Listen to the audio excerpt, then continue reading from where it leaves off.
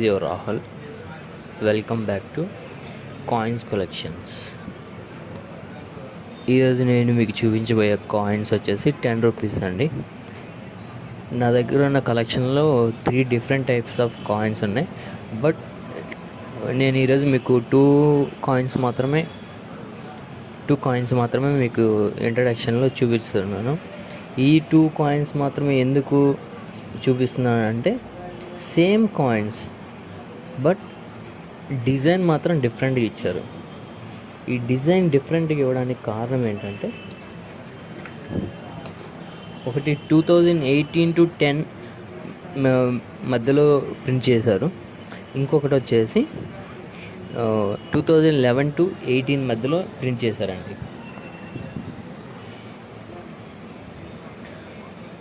First one, దీంట్లో difference వచ్చేసి ఒకదానికి 15 లీవ్స్ ఉంటాయండి. పైన ఒక చిన్న ఆకుల మాదిరి ఉంటుంది, పువ్వులో రేకులు వస్తాయి కదా, రేకుల మాదిరి ఉంటుంది.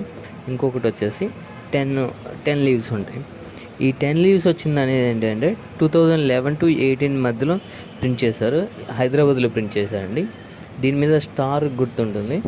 ఇంకొకటి వచ్చేసి 15 లీవ్స్. ఈ 15 లీవ్స్ అనేది కోల్కత్తాలో ప్రింట్ చేశారు.